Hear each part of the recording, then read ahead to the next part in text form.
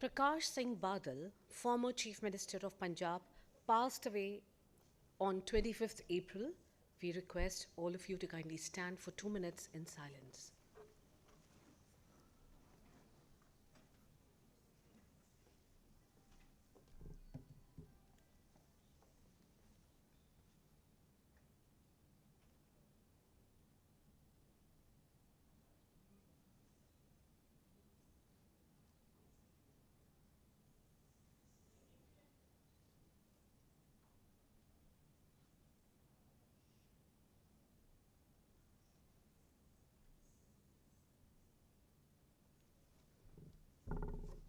I request everybody to be kindly seated. Also, I'll request our guests to kindly move forward to the chairs which are in front. I request everybody to kindly move forward. Yeah. Good morning and namaskar. We decided to welcome our delegates and audience with some lines for a warm tone, the roots of which are conference though. Learning is running based on theories, experiences, and based on facts. And scientists, designers, researchers, and facilitators are now on a faster track. Human-centered is too frequently shadowed by time scales, and many strategies revolved around learners' tales. The voice of learner is said to be of great import. Mentors say it facilitate to change the outcome of any sort. Because you see, design is seen as bonus and now as a core, and only data cannot tell us what is all in store. We search to connect transformation to our strategies, if technical, but human too, and sets us at ease. Corralling all these desperate sources of truth fragments, learning is always based on common sense. We have promises we will keep and goals we mustn't fail to reach. Historically, we have made our case internationally and successes we will teach. But what we don't acknowledge is that human-centered voice revolving around the learners and their important voice. This truth, it rings amidst the design thinker set, and getting leadership to make a change has got them quite up to set. We bring a mindset to think of avenues anew. So what's to do when understanding takes a learner-center view? I would start with the numbers proving that the concept is sound. I will use voice of the people to show what you have found. I will ask them about strategies to understand those themes. I will put them into workshop with cross-functional team. The key here is to listen and to ask and then to act. Collaborate and ideate and test and circle back. In short, we started our thoughts anew to see the learning all with a human-centered view, Ladies and gentlemen, on behalf of Team NPSC, I welcome you all to the Golden Year, the 50th celebration of this 2-day National Progressive Schools Conference on the theme, Designing Human-Centric Education for a Sustainable World.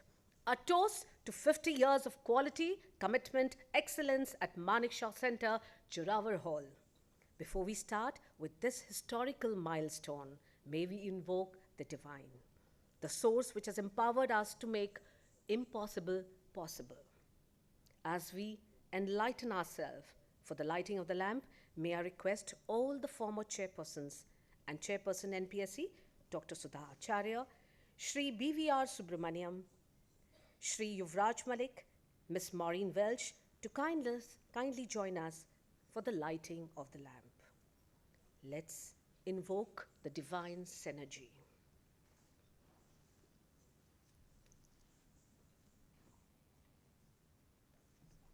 It is said, stage is a seat of knowledge which gets activated by the lighting of the lamp. If thine eye be single, thy whole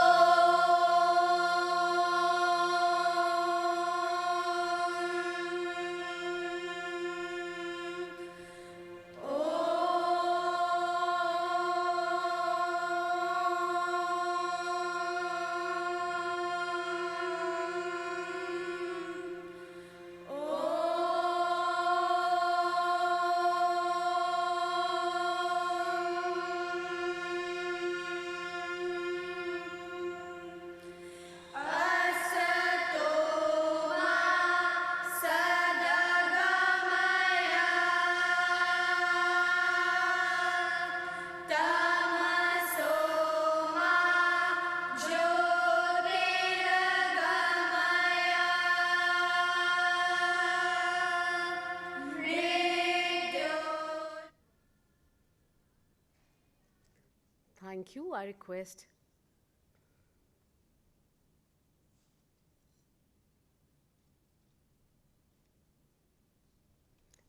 everybody to be seated, please.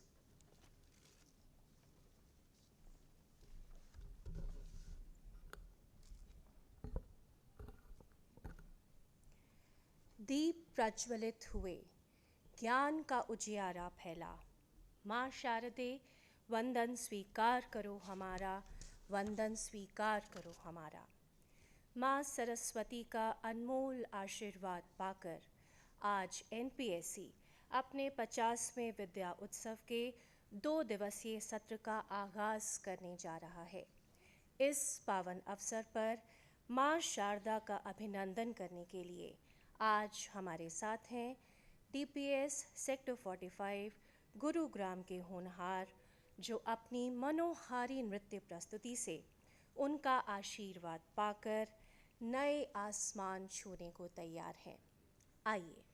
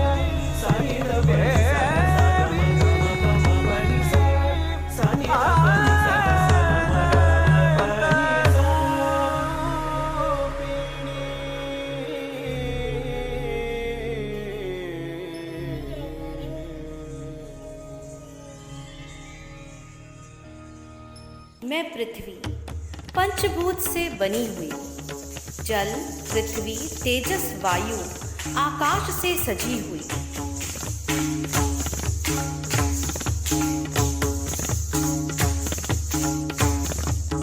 मनुष्य में भी तो मैं ही हूँ, वो पंच तत्व तो तुम में भी है।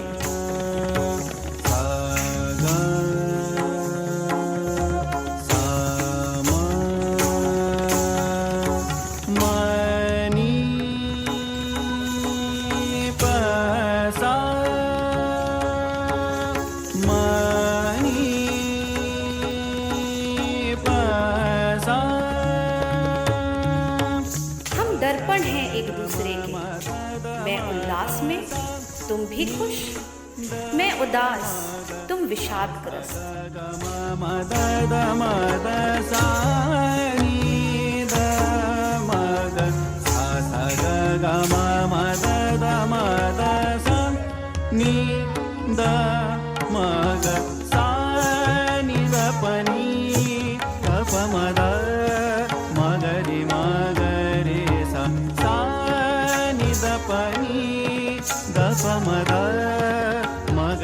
ये अटूट रिश्ता है हमारा, ये अटूट रिश्ता हमें ये बता रहा है, मैं तुम हूँ तुम मैं, सो हम दिखा रहा है। नमामीशमीशान निर्वाणरूपं नमामीशमीशान निर्वाणरूपं विभुं व्यापकं ब्रह्मवेदस्वरूपं निजं निर्गुणं निर्विकल्पं निरीहं चिदाकाश आकाशवासं भजेऽहं नमामि नमामि नमामि नमामि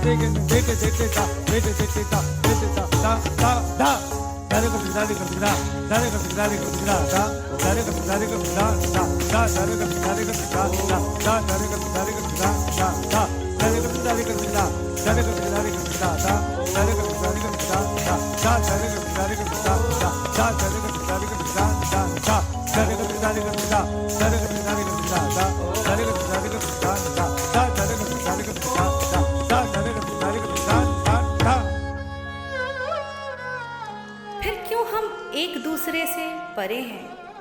क्यों पृथ्वी मनुष्य से डरे है? क्या उत्तर है इन प्रश्नों का हमारे पास, आपके पास?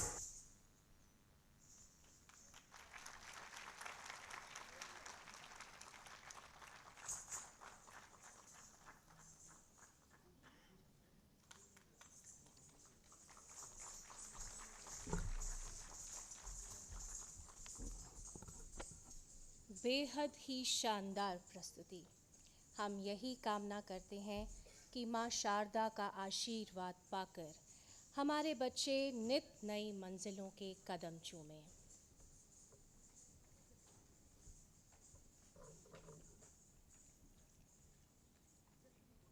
अब समय है NPSC की 50वीं एनुअल कॉन्फ्रेंस के टीज़र का।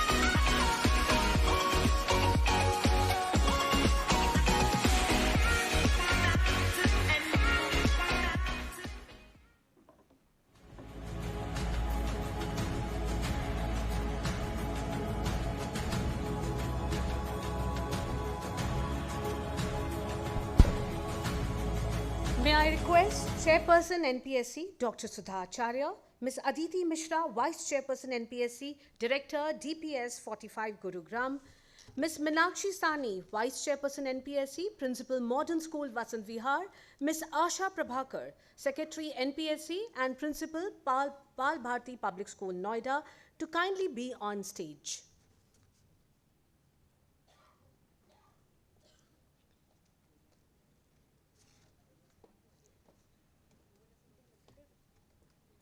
May I now invite our eminent guest, Shri BVR Subramaniam and Shri Yuvraj Malikji to kindly join us on the stage, please.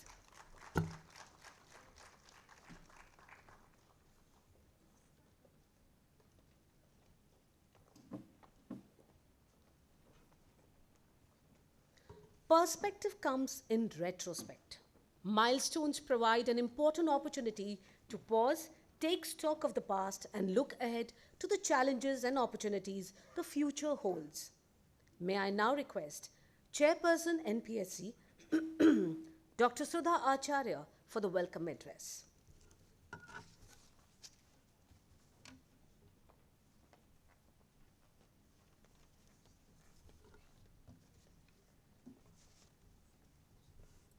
Good morning and namaskar. On behalf of Team NPSC, I extend a warm and hearty welcome to Sri VVR Subramaniam, IAS, CEO Niti Aayog, Sri Yuvraj Malik, Director National Book Trust, Mr. Marco Texera, UNODC, Ms. Maureen Wells, former Director, ACI Education Foundation, all our esteemed guests, former chairpersons, eminent educationists, and dear mentors for their gracious presence today. 50 years is a major milestone. I express my deep gratitude to the synergy of excellence and empowerment that are hallmark of a great team. Today, we begin the celebration of 50th NPSC conference. It is worthwhile to reflect on all the incredible milestones our mentors have achieved over the decades to deliver compelling capabilities that made impressionable difference to the learning landscape. NPSC, which was formed in 1973, 50 years ago, came into being with an association of the then few progressive school leaders who invested untiringly, collaborated unflinchingly, and worked unconditionally to make it grow to incredible heights. Steadfast in pursuit, overcoming all the challenges, holding the team together, and taking innovative strides is what led to the realization of our motto, quality, commitment, and excellence in education. Reflecting on the long story of NPSC, I would like to acknowledge all the former chairpersons who had collectively built, shaped, nurtured it with their continued commitments, the golden commitments. It is said, Yat bhavo tat bhavati, meaning you become what you believe. On the occasion of this iconic year, we extend our collective gratitude for your conscious effort to believe in what was still to be discovered. As in the mind, so is the speech. As is the speech, so is the action. Sustainability has been on the cards for its growing concern for almost a decade now. The theme for this year's conference is developed around designing human-centered education for a sustainable world. Human-centric education respects the intrinsic value of the whole child and well-being, focusing on those values that can be described as human, including curiosity, care, compassion, relationship, and responsibility. It is a systemic shift that aligns educational structures, policies, practices, and learning experiences around the well-being of all the stakeholders in the educational ecosystem. The overarching idea of the conference is to make India's stint at G20 Presidency a grand success, showcasing India in ways befitting its stature and glory. The theme of India's G20 Presidency, Vasudhaiva Kutumbakam, one earth, one family, one future, conveys a powerful message for the learning landscape. Education is at the heart of G20, and we, the ideating leaders and mentors, are the harbingers of change. Keeping this essence alive, the theme of this year's NPSC Golden Jubilee celebration has the undercurrent of G20. The theme has a series of sub-themes which touches upon the new paradigms in the learning landscape. The NCF 2022, a critical shift in mindset. As we focus on the fundamentals of true enlightenment, we realign ourselves on the Panchakosh, a journey from Annamaya to Anandamaya Vikas. The session on life for environment encourages a lifestyle that focuses on mindful and deliberate utilization of resources and aims to change the present use and dispose of consumption habits. The intense dance performance, Meenal, the precious gems on women, water, and blue economy by none other than Padma Shri Guru Sovna Narayan is an imperative for us to awaken to the preservation and nurturing of precious gems, women, and water. Day 2 of the conference takes us to the sustainable horizon, navigating the tech frontier for shaping the future of learning, highlighting the widespread digital innovation where artificial intelligence is constantly making inroads for future of school education. The session on financial literacy for a balanced and economic ecosystem aims to create a workforce that understands the importance of sustainable investing and drives a change, while the session on realizing SDG, the life force for change, takes us through the aesthetic presentation of an ancient dance form, Chhau. The valedictory session on the theme Globalizing Indian Knowledge System as a Living Tradition has the gracious presence of Sri Arif Muhammad Khan, Governor of Kerala, former Union Minister of Civil Aviation and Energy. Honoring to the clarion call of 2023 as the International Year of Millets, we have session on Indian superfoods, a shift towards Vedic diet, a journey towards holistic wellness by Dr. Shikha Nehru Sharma. We are indeed grateful to our guest of honor, Sri Rajnath Gupta ji, Chairman Managing Committee Ramjas Foundation, for his gracious presence. Ladies and gentlemen, once again to all the revered scholars, I extend my warm felicitation as we discover the world through the 5 senses of touch, smell, taste, sight, and hearing. Let's not overlook the senses of our souls: intuition, peace, foresight, trust, and empathy. Only in tandem with them, we can humanize education and make human-centric education for a sustainable world a reality. Thank you so much. Thank you, ma'am. May I request Ms. Meenakshi Kushwaha, Secretary NPSC, Principal Birla Vidyaniketan, ma'am, to kindly be on stage. May I now request Ms. Asha Prabhakar, Secretary NPSC and Principal Bal Bharti Public School, Noida, for the annual report of the year 2022-23. Over to you,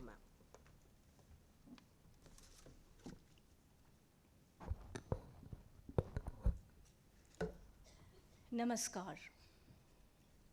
Honorable Chief Guest Shri BVR Subramaniam, CEO Niti Aayog, respected Shri Yuvraj Malik, Director National Book Trust, Mr. Marco Texiria, UNODC Representative, Regional Office of South Asia in absentia, Ms. Maureen Welch, former Director, Asia Education Foundation, and our most valued guests and delegates.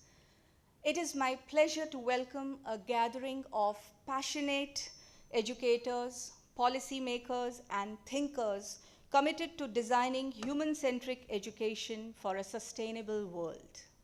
I deem it my privilege and honor to present the annual report for session 22-23. The year 22-23 is a momentous year for NPSC as we celebrate the Golden Jubilee year by fulfilling our motto of serving quality, commitment, and excellence in education for 50 rewarding years. The odyssey of NPSC began when a seed was sown in 1973. It was nurtured by the transformational vision of its founding members and the continued contributions of the members thereafter.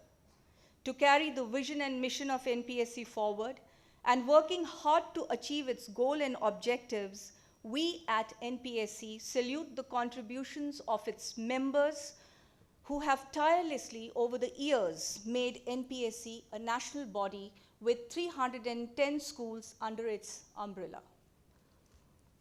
We are deeply saddened by the passing away of Padma Shri, Founder Chairperson, Springdale Group of Schools, Mrs. Rajni Kumar, Mr. S.K. Bhattacharya, Advisor Child Education Society, Principal Balbharti Gangaram, and Chairman Action Committee, Mr. T.R. Gupta, Vice President DAV College Managing Committee and Founder Member NPSC in the year 22, who were our valued founder members and have made significant contributions to our mission. Their dedication and hard work will always be fondly remembered in times to come. Ladies and gentlemen, today's global challenges require urgent actions to create a sustainable future. We need to think beyond our current methods of education to empower the next generation in order to meet the challenges of tomorrow. The world needs education that is student-centric, tailored to their needs, and designed to help them contribute a more sustainable future. The conference theme, Designing Human-Centric Education for a Sustainable World, challenges us to think critically about how we can create an educational environment that fosters creativity, innovation, and critical thinking skills while nurturing compassion, empathy, and social responsibility. I'm sure that the conference theme will inspire all of us to take action for designing education that is human-centric, equitable, and sustainable. Team NPSC set out on a mission with a series of webinars and programs. In the field of core academics, NPSC held webinars to dispel the doubts of the students on CUET and its importance. Dr. Sadhna Parashar, Senior Director, NTA, explained the mode and pattern of the CUET entrance examination, and this was a very timely endeavor that cleared all the queries related to CUET. Enriching the knowledge gates through cultural expressions and propagating the policies of NEP 2020 on multilingualism and the role of mother tongue, NPSC team invited poetic compositions from member schools to be compiled and published in anthology of poems. This enhanced the creative ability of teachers from a plethora of schools, and it gives me immense pleasure to announce that this compendium is being released today. UNIC and NPSC came together to design a spectacular calendar that has proved to be a visual treat, and the spotlight this year was on toy pedagogy and indigenous games practiced in our schools. International Career and College Counseling, IC3 movement, and NPSC agreed to mutually partner and help bring career and college counseling to every school with purpose and direction for every child. The merger enabled the schools to get their teachers trained as career counselors at absolutely no charge, and presently is helping students of NPSC-affiliated schools to receive admission and scholarship in universities abroad. To educate us on the significant features of Holistic Progress Card, a new tool for assessment in alignment with the stated vision of NEP 2020, NPSC held a workshop for teachers and principal at Alcon International School, Mayur Vihar on 26 September. Dr. Joseph Manuel and Dr. Pragya Singh, Joint Secretary CBSE, were the resource team. NPSC had the privilege of partnering with Defense Ministry for the Veer Gatha project as part of Azadi Ka Amrit Mahotsav, wherein students were motivated to frame different projects in the form of poem, paragraph, essay, painting, multimedia presentation on Gallantry Award winners. As a part of the project and to increase awareness among students about Gallantry Award winners of our country, NPSC, through its resource team, organized various virtual, face-to-face awareness programs for students of member schools across the country. We at NPSC celebrated Bharat Ki Azadi Ka Amrit Mahotsav, an initiative undertaken by the Government of India to commemorate 75 Glorious Years of Progressive India, its rich history at Birla Vidyaniketan School, Pushp Vihar, New Delhi. A huge mental health gap in school kids has been observed since COVID, and with the commencement of the academic year 22, NPSC, in coordination with CBSE and Dr. Nagpal, contributed towards the Adolescent Peer Education Leadership Program. The program focused on the mental health upliftment and provided training in teaching learning strategies to cope up with the challenges around us. From 26th October to 4th November, NPSC advocated the celebrations of an organic Harit Diwali. At NPSC, we realize that urgent actions need to be taken on a war footing since climate crisis has reached a tipping point and the time is to act now. From 13th December to 15th January, several activities were taken up as a part of climate change campaign. This was done to find ways to negating and overcoming the climate crisis at a local and global level. To encourage good reading habits, a webinar titled Reading, a Gateway to Imagination and Innovation was held with reputed authors Mr. Ranjit Lal and Ms. Paro Anand, who spoke with much passion and conviction on how a child's formative years and his tryst with reading forms a solid building block in his later years. As a noble initiative, NPSC, in collaboration with NGO Guzarish, launched a book donation campaign for the underprivileged kids in dire need for study material. Come Christmas, NPSC schools announced the setting up of NPSC Food Bank to ascertain zero hunger while partnering with NGOs like Goonj, Earth Savior, Palna, Cheshire Home Collection Centers to receive dry rations, toiletries, stationery items, and winter clothes were set up in Delhi NCR schools. The destructive 7.8 magnitude earthquake that struck Turkey and Syria left many families devastated and in need of urgent assistance. The NPSC schools, committed to providing support and relief to the earthquake victims, in coordination with the Embassy of Turkey and Syria, sent relief materials, critical care medicines, and disaster relief consumables to the victims. Ladies and gentlemen, as we celebrate the Golden Jubilee year, we are proud of the rich legacy of NPSC. With optimism and hope, NPSC will continue its journey of education reforms. A cultural evening to commemorate the beginning of the 50th glorious year of NPSC was held at India Islamic Center on 19th October. Dr. Naveena Jafar, a cultural historian, showcased the diversity and richness of the tradition and classical dance form Kathak. Accompanying her, the Sufiana musical performance was by Zoheb and Shoheb Hassan, which truly captured the essence of the cultural night, which was also a powerful reminder of the importance of community and unity. The first ever Mega Lit Fest was organized by NPSC to mark 50 glorious years of NPSC at the India Habitat Center on 18th February. The distinguished chief guest, an iconic cultural personality, Member Parliament Rajya Sabha, Padma Vibhushan, Dr. Sonal Mansingh, lent an ethereal edge to this literary crucible throbbing with multifarious talent. Various sessions ushered in the strong literary lineage of writers, poets, intellectuals, and thinkers, thus reminding one and all of our rich cultural heritage and legacy. The session on poetry as a healing art comprised distinguished poets like Sukrita Paul, Mugdha Sinha, Professor Anand Khatri, Dr. Smita Pant Bansal, and Sunita Singh.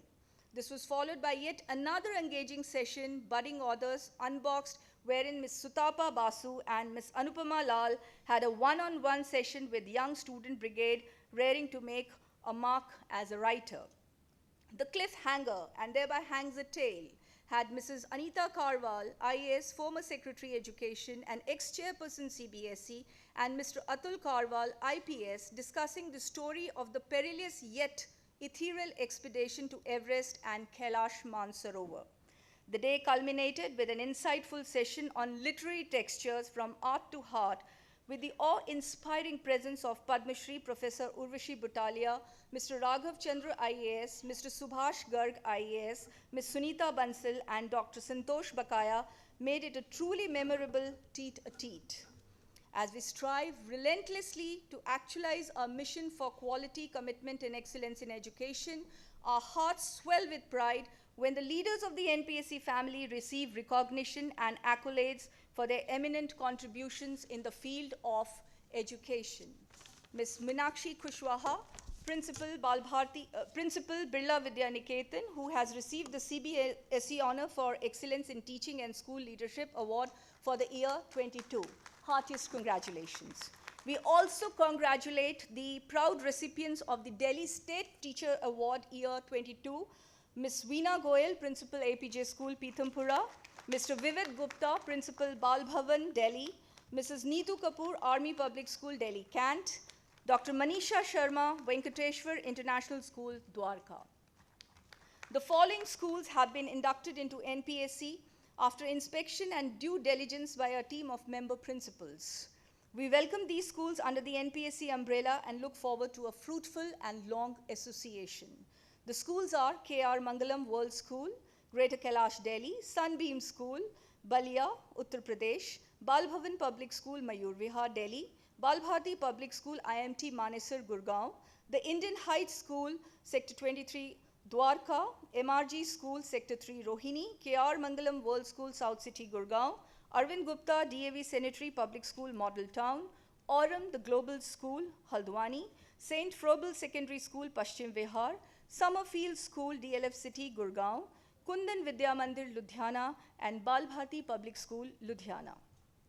Ladies and gentlemen, over a period of 50 years, NPSC has taken enormous strides and is constantly reinventing itself.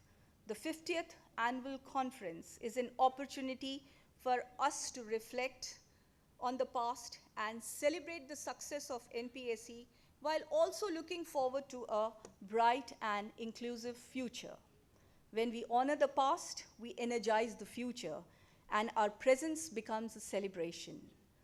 The celebrations continue with the felicitation of our former chairpersons and all those who have contributed in their own little way to make NPSC what it is today. The Golden Jubilee year could be called the year of gratitude because we have so much to be thankful for.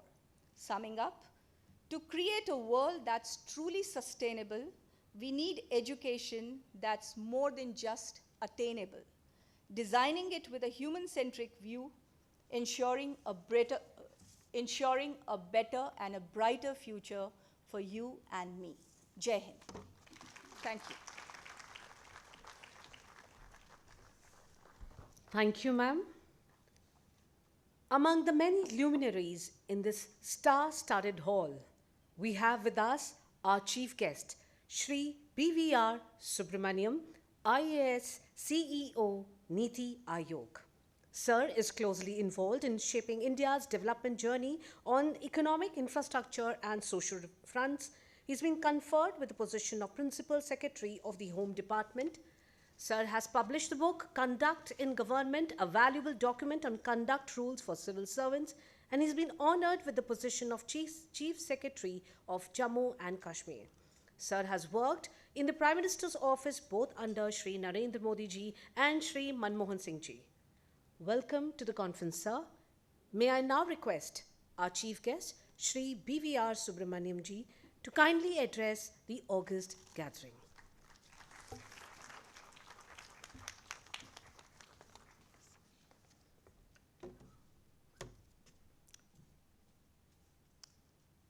Dr. Sudha Acharya, Ms. Asha Prabhakar, Ms. Meenakshi Sahai, Ms. Meenakshi Kushwaha, and my dear friend and classmates in school, Aditi Mishra, and all the leaders of progressive schools who are here in this auditorium, other guests. I'm extremely honored, delighted, and happy to be with all of you here today. 50 years is a long time. So I think that's something all of you should be proud of, should reflect upon. And going through just the annual report was so fascinating. The range of activities that are conducted in just a year. So think of what all has been done over the last 50 years. Must have been a small organization when it was set up, and it's grown over the years, 300 plus schools, new schools being inducted today, high quality standards on the basis of which schools are being inspected and inducted. I think it's a matter for everyone to be proud of, to reflect upon the journey so far, be happy about your achievements, and also think about the future. Just as you're celebrating the 50th year, the nation is celebrating its 75th year after independence. Let's step back for a moment, away from our topic, because that sets the context for our topic. And what's the context? We, as we speak, probably either yesterday or tomorrow, have become the world's largest country by population. Now, that's a big number. It's 1.4 billion people, and India is going to probably plateau at around 1.55 or 1.6 billion. That's huge. We are a big country. I also keep saying, whenever I speak elsewhere, we are at a cusp in our development path. A lot of basic issues have been solved. Things like drinking water, roads, electricity, gas supply, all that has been done. The roti, kapda, makan issues, which were a big, big botheration over the last 75 years, we've probably reached the end of that journey. We've also crossed a certain benchmark as far as our per capita income is concerned, with $2,000 plus. We're the world's 5th largest economy, soon to become the 4th largest by end of next year, and probably be the 3rd largest by 2030. That's phenomenal. Could any of us have imagined this 75 years ago, that this is where India will be? People who were looking at India at the time of independence said this would be a failed state which would break up. We haven't, and a lot of that is to the efforts of our leaders and our education system, which has produced wonderful citizens. And the greatness of our country lies in its people. They are the people who have succeeded in India, outside India. We produce the largest number of CEOs as far as outsiders becoming CEOs are concerned in most multinational corporations. It's a matter of great pride. Many of them may have come out of your schools and our own college and education system. People talk about a demographic dividend. The demographic dividend is because we are going to be the most youthful population for the next 20-25 years. Till about roughly 2050, we will be producing the biggest workforce in the world. 65% of Indians are below 35 years of age. This is going to drive phenomenal growth as we go ahead if we do the right things. Most nations who have crossed this cusp, which I am saying, actually cross the bottom of an S curve, and nations who have crossed this curve see accelerated growth for about 30-40 years in succession. In government, in ministries, in the place where I am, Niti Aayog, my previous job as Commerce Secretary, we were making projections of what we would be in 2047. I'll just mention a few numbers to make an impact. What will be the size of the Indian economy then? It's on a base case, worst case scenario, $30 trillion. Today we are $3 trillion. $30 trillion in 2047 is going to be larger than the United States is today. It's something we cannot comprehend. Per capita income of Indians is going to cross $20,000 per year. It's a different world. Just as if we ask our parents 50 years ago, 60 years ago, could they have comprehended where we would be today? They grew up in an era where to buy sugar, they had to go to ration shops. To buy a scooter, you registered for one the moment your child was born. You stood in a queue and needed a contact to get a telephone connection. All these are things of the past. You ask your children and tell them these stories, they'll think that this is a history book. This is not something they have faced. The era of shortages is over. I mean, most of us probably I don't have a ration card, and without a ration card, people couldn't live 30 years ago. That's the change that has come over these 75 years. But let me tell you, the next 25 years are going to be even more phenomenal. I mean, $20,000 per capita income, $30 trillion economy, that is going to be a different India. And that's what I'm saying is the context in which all of you are going to work all of you and the children whom you are educating are going to work. And that's very, very important. I mean, I like the name. It's the Progressive Schools Conference. So the key word is progressive. You're not ordinary schools. You're thought leaders. You work at the frontiers. You are the people who are innovating in education. Innovating not just in curriculum, but the way curriculum is transacted, the way you are bringing your children up in schools, the way you are shaping them up to face the future world. And it's necessary that we have schools like this. Because what happens in your schools gradually percolates into rest of the education system. You may be just 300 plus, but your 300 influences the 6 lakh schools which are there outside. The few lakh children in your school finally end up influencing 25 crore children who go to other schools. So I think that's important. You are in a way the laboratory. You are at the frontier. You remember we all grew up watching Star Trek as a TV serial. You are Spaceship Enterprise.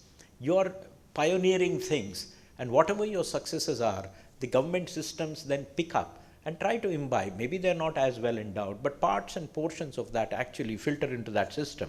And I think that's very, very useful, important, and necessary. Not everybody has the capacity to innovate and new things. And so I think I compliment all of you. And when I went through very carefully through the annual report, which Dr. Asha Prabhakar was presenting, I think it was excellent to see the kind of work which you have been doing. I like the theme of the seminar which has been there. You'll be discussing, I've seen the sessions that are there. It's amazing. I mean, it's human-centric education. And the core theme is sustainability. And I've seen the program over the 2 days. It's amazing the kind of stuff that has been there. You're talking about, one session is there on lifestyle for environment. There's a session on the blue economy. There's one session on sustainability. There's one on financial literacy. And there is one on SDGs. I mean, we in my organization are grappling with these as the central challenges that we need to face. And I'm happy to see that at the other end of the spectrum, where you're educating children, you're also trying to inculcate these and trying to see how these things can be included in the curriculum, how can children be sensitized. There's a very important role. These are the biggest challenges the world is facing. So all these things which I mentioned, $30 trillion economy, $20,000 per capita income, has a big if. And the big if is, if we do the things right. We can do a lot of things wrong. Nothing is God-given. That future is possible, but we have to make that future happen. And to make that future happen, we have to do a lot of right things. And the right things is, do a lot of right things from the government side, but most importantly, do the right things in education. Educate our children to be capable of handling the problems of the future. Often, education systems handle the problems of the past. You know, we train our children to educate them to handle what was required yesterday. The colleges train kids for jobs which existed yesterday. Nobody is actually preparing them for jobs for tomorrow. I've actually created, just in the last 1 month, a separate division in my organization talking about future of work. What's the future economy going to look like, and what's future of work? I'm sure more than you, the students in your schools are probably playing around with ChatGPT and all the related stuff that is there. AI is a big, big challenge that is going to be there, but AI is also an opportunity. So the question is, how will work be? A lot of people are saying that AI is actually going to eliminate dull, dreary, and dreadful jobs, which are also risky. We have lived in services actually doing those jobs for the rest of the world. That's what our entire IT revolution has been. A lot of these jobs are going to vanish, but a lot of new jobs are going to come up in new areas. How are we going to handle these things? How is our education system going to handle that? It's very important. And the second big cloud that is there, which is hanging all over our heads, is sustainability, climate change. The impact of climate change is already visible. We have the coolest March and the wettest April, all these kind of headlines you're watching. What is all that happening? I mean, Canada has had summers of 40 to 43 degrees centigrade. Have you ever thought that Canada will have 40 plus summers? I mean, climate change, you see that the Arctic is actually shrinking. The ice cover there is shrinking. There are talks about large portions of the Antarctic shelf breaking off because of climate change and going into the ocean. Sea levels are going to rise. Now, this is something that's very important. And I'm very happy that you're addressing that right up front.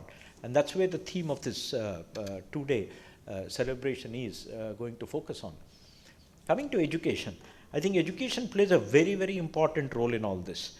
I'll just recite a small, there was a Raja Bhartrihari who was supposed to be a Raja of Ujjain, and then he became a monk, and he wrote three books, Vairagya Shatakam, Niti Shatakam, and Shrungara Shatakam. He actually wrote books on the full experience of life, which is Shrungara Shatakam at one end and Vairagya Shatakam.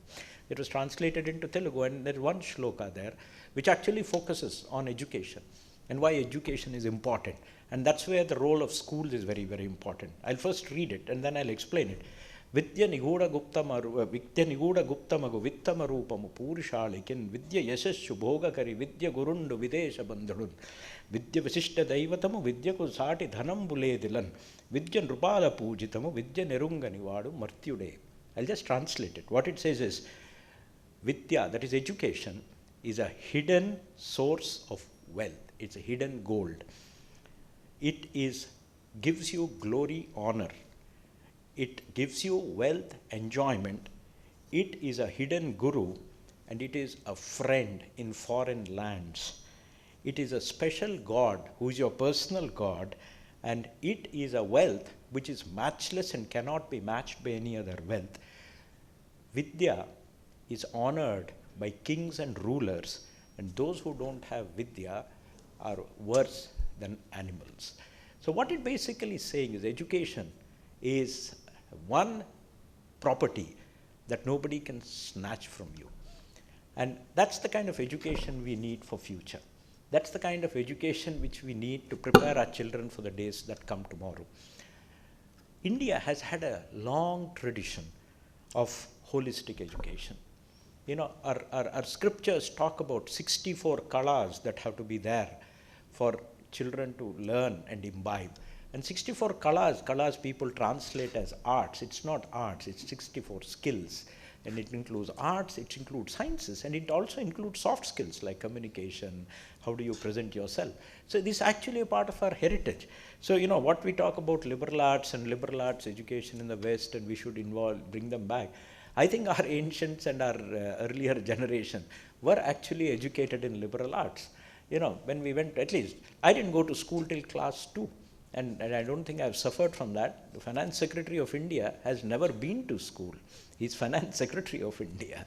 So what I mean is, holistic education means you actually learn all the skills that are required to face life. It's not just math, it's not just science, it's not just one subject here and there. And when I see the kind of activities that are going on in your setups, in your individual schools, I think that's where you are headed for, and I think that's the kind of education that is needed. We do not want children who are, monoclonal in nature. They can't have just one attribute. They have to have all attributes to succeed in life. And I think that's something very important. The other thing is, we need to have active learning. And active learning is becoming more complicated. I mean, in government schools, you have all these things in nurseries, chidiya, tota, all painted on walls. But it's actually becoming even more complex. You got technology, you got computers. Children are actually got far more access to these things than probably even the teachers have. How do you use all that? The government is trying in its own way. They have a Diksha portal. I think the new educational policy of 2020 talks a lot about active learning. But active learning is not just primary classes. It goes to middle school, it goes to higher schools. And here I'll talk about one of the things which Niti Aayog is doing, which we have the Atal Innovation Mission. And through that, we are setting up Atal Tinkering Labs, and we are setting up Atal Incubation Centers. I think there are 10,000 schools in the country where we have set up Atal Tinkering Lab. Guess why? I mean, it's useful to think why these tinkering labs have been set up. The first time computers were given to government offices, most people kept them there, and this is Rajiv Gandhi's time in 1980s, and they would cover them with a cloth. It's a very precious commodity, and nobody would try to switch them on because kharab ho gaya to fir paisa dena padega. So, let's not use it. Why? Because they've never used it. Now, think about your own children or the students in your classes.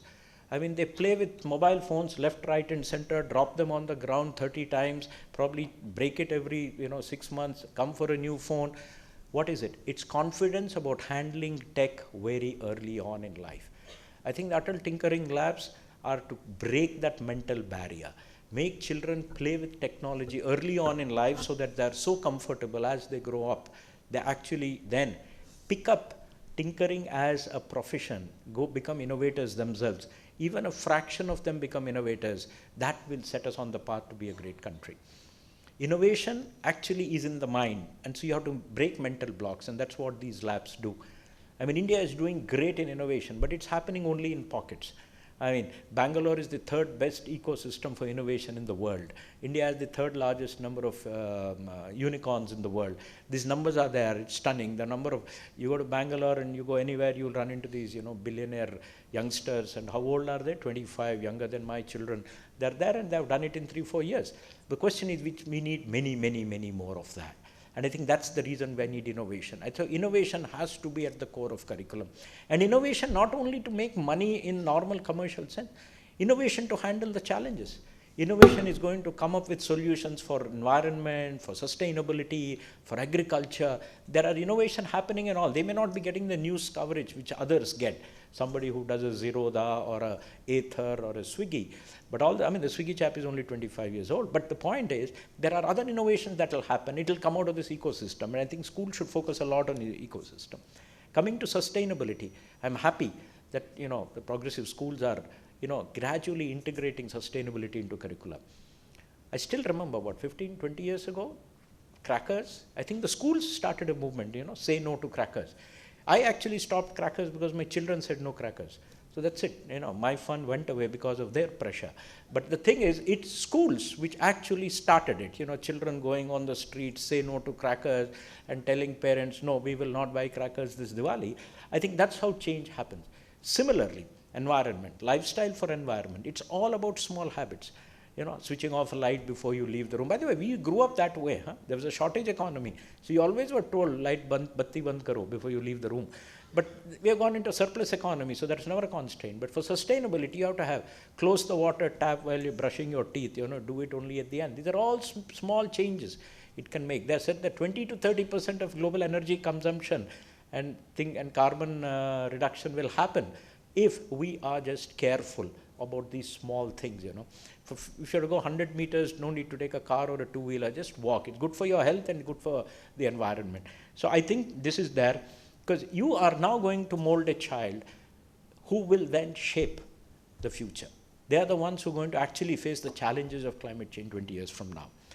I'm sure you're doing a lot of stuff, because if you want to train the children, you also have to train the teachers in all that. Because they have also come from the past. They are not into the future. So they need to be trained.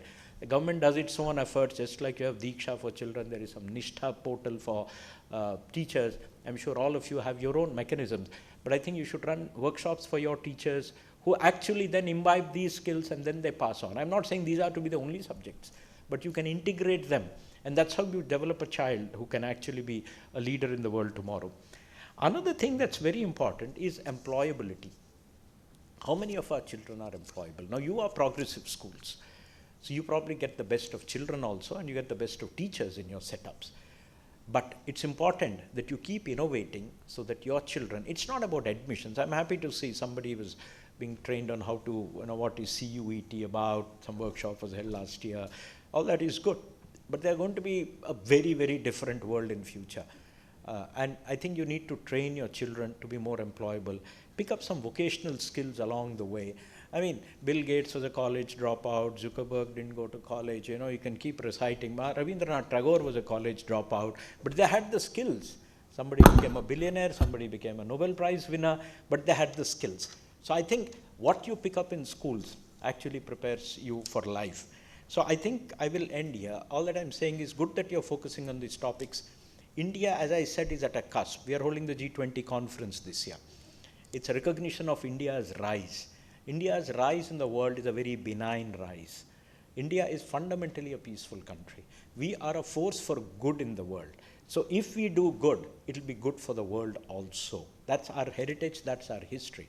And I think I'm very happy that the theme of G20, which is Vasudhaiva Kutumbakam, and that's, one earth, one family, and one future, has got solidly imbibed. This is something you should communicate to your students, to their parents, be proud that you are Indian, proud about your heritage, and build up a world which is, sustainable, which is welcoming, which will last for, a very long time. And before I end, I wish this conference all success. I'm very happy, proud to be here. You should all be proud. It's a 50-year journey, and may the next 50 years be even better. Thank you very much.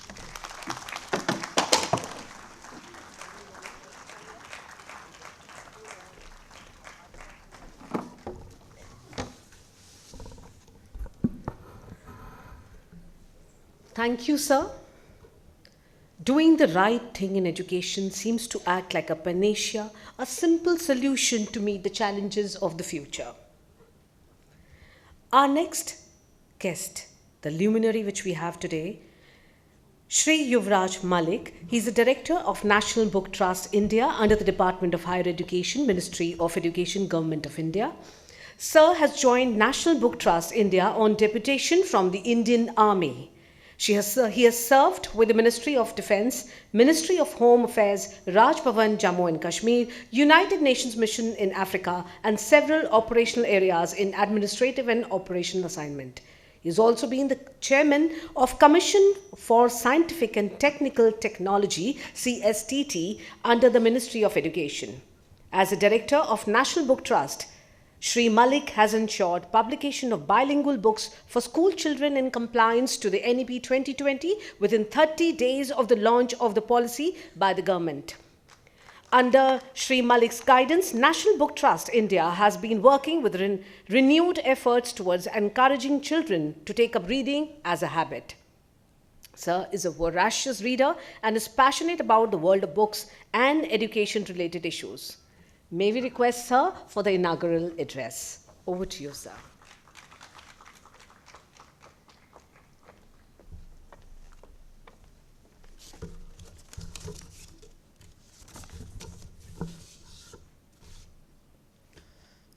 Good morning, respected Chief Guest, Shri B.V.R. Subramaniam ji, who is a very renowned bureaucrat, administrator, scholar, and what a orator you have seen it. All the esteemed dignitaries on the dais, Dr. Acharya, former chairpersons, members of the NPSC, teachers, principals, and friends. It's always a challenge to speak when somebody like Sir, who's a phenomenal orator, has spoken with such a vast experience of around 4 decades behind him, and then you have to catch up with him. It's a difficult attempt, but I think I should take it. That's what our learning teaches us. I congratulate NPSC for a wonderful journey for 50 years of contribution for nation building. I call it nation building for 2 reasons. I go back around 326 BC when Alexander was on Jhelum River and a small 5 feet 4 inches Brahmin teacher standing in the court of Ghananandan saying and pleading him to save the nation from the attack from the invaders. I don't know how many of us remember what was the last line that he spoke in the court when he was humiliated. If not, I will mention that line and that we should remember it throughout life because we are from the community of nation building. You are the unsung heroes of the society who need to be acknowledged, and this acknowledgement is one line which Chanakya spoke in the last when he was exiting from the court, challenging Ghananand who could have defended the nation against the invader. He said, "Shikshak sadharan nahi hota." Teacher is not an ordinary breed. उसके गर्भ में प्रलय और निर्माण दोनों पलती हैं. This is what resolution he had as a teacher, and that is the resolution that every teacher has when he pick up this profession, because this is the world's most noble profession. Every profession gives its result then and there. A doctor will treat then and there. A policeman will respond then and there. Army man will shoot then and there on the border. But a teacher takes minimum 15-20 years to invest to see the outcome. That is the kind of patience and contribution that our teacher community makes. Why I am saying it? Beyond teacher, there is one more layer to it, which is the center of gravity. If you understand the complete ecosystem, talking about statistics, understand what we are and where we stand. We have 135-40 crore people, out of which 33 to 35 crore are only students. 27, 28 crore only school students, 1250 universities, 500 plus IIT, IIM and NITs, 46,000 colleges, and we have an enrollment ratio of 27%. Think 2030 when we are targeting 50% enrollment, how many students are going to be enrolled and what kind of capacity we need as a nation? Are we ready for it? That is food for thought which we all of us have think, because we are not just teachers, we are academic leaders also. Leadership comes with this role when we talk about the theme, designing human-centric education for a sustainable world. This human-centric word can be fit in everything in life. Human-centric leadership, human-centric innovation, human-centric technology, human-centric design, human-centric value system, human-centric innovation. Whatever you do it, then the answer to all the queries happens automatically. I just take back again in 1893 in Chicago. Swami Vivekananda gave one of the famous speech. I don't know how many have actually read the speech. It's just one page, 4-5 minute speech. But the first word was, my brothers and sisters of America. And there was a clap for 2.5 minutes, standing ovation. Was this something extraordinary? Please tell me honestly. I don't think. It was not extraordinary statement, but it was an extraordinary narrative. Narrative of the nation of 5,000 old civilization. Because we take the whole world as brothers and sisters of the world. We take the world as family, and that's where we call Vasudhaiva Kutumbakam. That's what we call Sarve Bhavantu Niramaya. Sarve Bhavantu Sukhina. One world, one future. The theme speaks loud about India's knowledge system and value system. That's where we were called as Vishwa Guru. हम विश्व गुरु इसलिए नहीं थे कि हमने बड़ी बड़ी इमारतें बनाई थी और बड़े बड़े structures खड़े किए थे. We were Vishwa Guru because of the Indian knowledge system and Indian value system. But unfortunately, we lost it somewhere in the process. It's time to reclaim it and restore it. That's how. Today, when we have National Education Policy 2020, it is not just an education policy. This is world's biggest education reform. It has not come after 34 years. It has come after 200 years, after Macaulay. We have to understand we are in a process. In this process, you are the people who are going to decide the fate of the nation. Tell me a single person amongst you who can say that there is no role of two things in life. One is book and second is a teacher. When my child comes home and I have to convince him with something, if he has to choose the narrative of two people, I'm 100% sure he will choose the narrative of his class teacher, not mine. That is the power you have with you. That is the faith with you have. And that's where you have to create leadership in the person where he is going to choose. And that's what this NEP gives you the wings to fly. You give a fish to a child, you just feed him for a moment in a day. Teach him how to fish, you feed him for the life. That is the kind of flexibility this education policy is giving. And that's how the world is looking up. Why the world is getting disturbed? Because India is rising. India matters now. India is going to matter next few decades. Next 25 years are very critical. First, we have to believe in ourselves that we can do it. Another important thing which I think I must mention it, from day one when we are born, we are told to respect nature because it's a debate of sustainability. When we talk of sustainability, it's not only the sustainability in terms of climate. It's climate sustainability, the environment sustainability. It is a sustainability of economy also. Environment sustainability, economic sustainability, and more important, the social sustainability, the cultural sustainability, which is the cause of clash of civilization today. The world is clashing. All hundreds and thousands of war are going on in the country and conflicts going. Go and see what's happening in entire Africa. See what's happening in Europe, everywhere. Why this? Because the civilizations are clashing because sustainability in terms of culture and social values is not there. Again, the world is looking up to us, what we say, how we think, how we behave. When the world was in crisis, people were thinking, the world's problem is just world's problem, not my problem. So that kind of thought process. Can we say it after COVID? If COVID is happening in part of the world, you can say that it's not my problem. The world was looking up to us how India will respond. India responded robustly as a nation. But at the same time, we gave a new narrative to the world that world is one family through vaccine Maitri.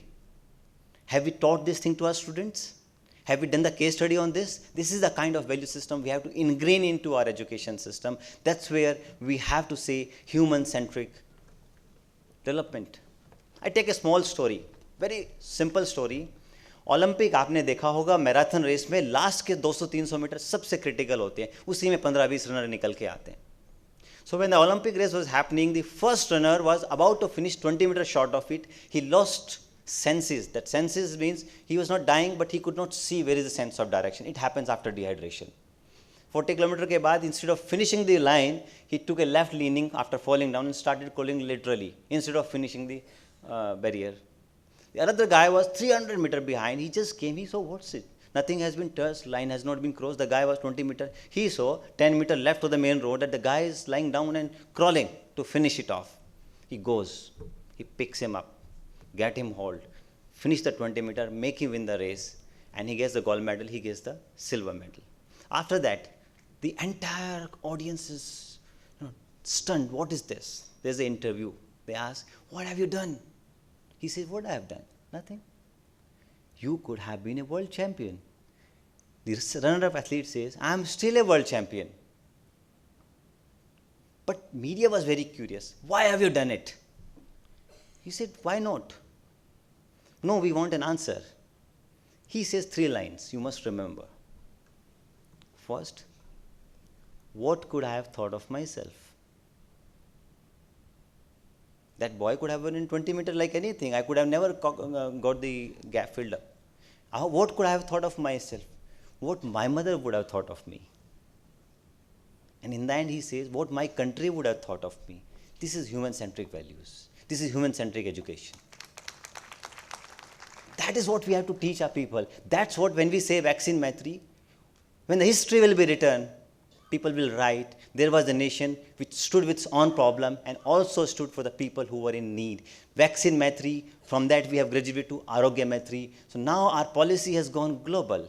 We take everybody along, holistic growth. That's what we have to teach a child, what sir has told, holistic growth, holistic learning. Another important point which I really want to make it, you people are like teachers. You have been contributing with your huge experience, capacity building, advisory.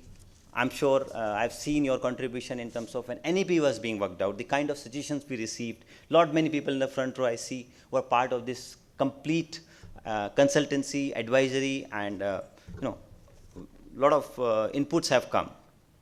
Please understand it.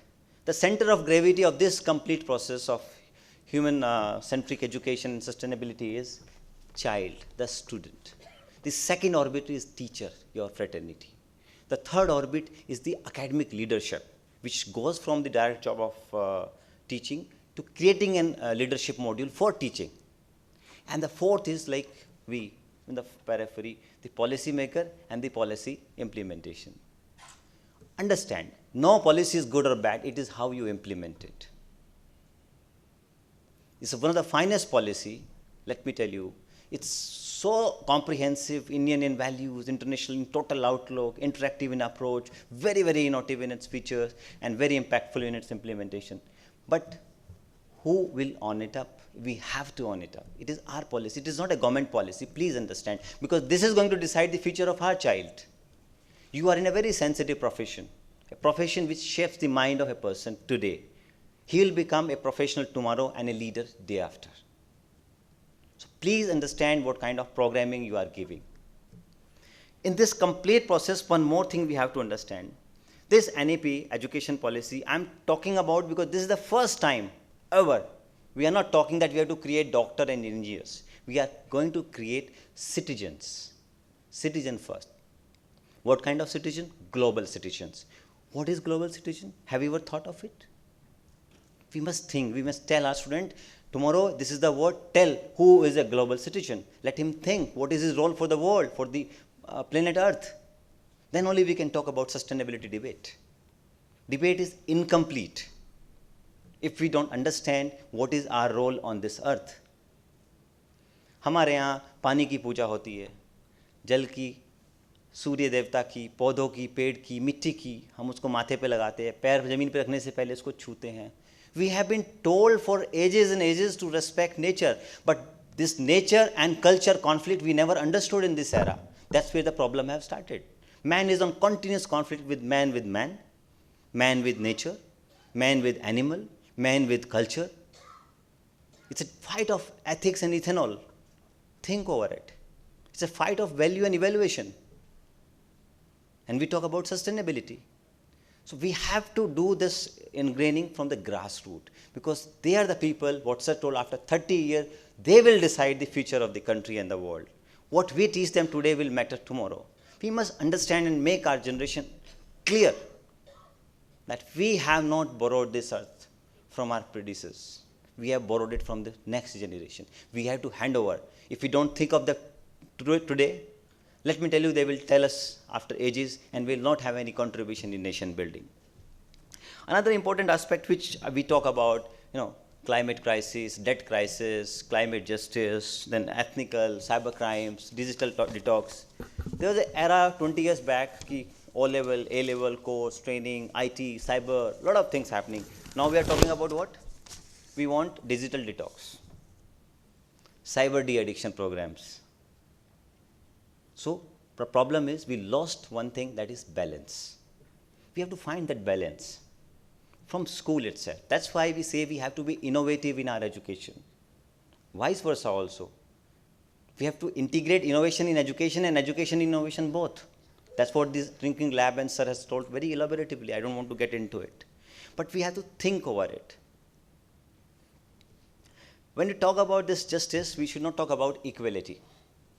I'm not an advocate of equality. I'm an advocate of equity. Because when we talk of a country as a holistic nation, we have to create an ecosystem through our learning so that we create a generation which can take everybody along irrespective of all limitations. I don't want to count on those limitations which we have. What Vivekananda said in one of the chapters, which is in NEP also, that role of education is not literacy, it is man-making. If you keep polishing outside and there is nothing inside, nothing will happen. We have to move from man-making towards character building, from character building to society building, and from society building to nation building. That is the whole journey he has told. So the first step is man-making, and that you are doing because you are teaching them from the grassroots and everything what they have to choose, how they have to behave, how they have to think. In this learning process, just 4 words, 4 cues. Please understand, we should work on a child in early age on IQ. That is the requirement, because first 6 years, 85% of grooming is IQ. The moment he starts growing and growing, we need EQ. That matters in leadership module. When we have IQ and EQ, now we'll realize with the advent of technology, TQ, technical quotient. After technical quotient, we are going to graduate to spirituality quotient. If we have a balance of it, we are going to create a world-class leader. So when we have a learning program, we design pedagogy, we design books, we design content, whatever we do, we must learn that we have to maintain a balance, because human values is the core of our existence. In the absence of human values, we forget mutual coexistence, we forget interdependence, and that's how there's an imbalance. And that imbalance has told us in Mesopotamia and Indus Valley how civilizations break down when they lose balance. We have to regain it, get in control of it. Another thing which sir told is, I think when I talk about human-centric approaches, most important thing, a monster. No one can stop the idea whose time has come, and the idea is AI. Today, you don't have to learn computers. Computer will tell you what it can do for you. You should just be able to speak. You don't have to learn technology, coding, anything. No software required, none. Just able to speak. A computer will do it for you. So are we going to see the bright side of it as an opportunity or the threat side of it? I think the beauty is in the center of it, balance of both. You can make any size of nuclear bomb, but end of the day, it will be a human being who will put trigger to it. So the control will always be a human being. And that human being should be embodied with global values, global skills, global knowledge, and global responsibility. You cannot refrain in this world of connectivity that I will stay isolated and sustain in this world. I have spoken just 2 lines before I share, because I am from the book of world of book, where we deal with books, write books. 2 things I want to share with all these people is, please have a case study in your school or college. See the difference between a child who reads a book and who doesn't read a book different from textbook. You'll find a difference in perception. Have you ever thought Bhagat Singh, Rajguru, Sukhdev, तीनों ने same बहादुरी दिखाई, तीनों ने का शौर्य बराबर था, तीनों की एक्ट सेम थी, लेकिन भगत सिंह लेजेंड क्यों बने? Because of power of thinking. He has a very famous quote, I am a human being and anything that bothers humanity bothers me, and that's what you are telling today. As a human being, if nothing bothers you, there is a problem, because you are defying nature.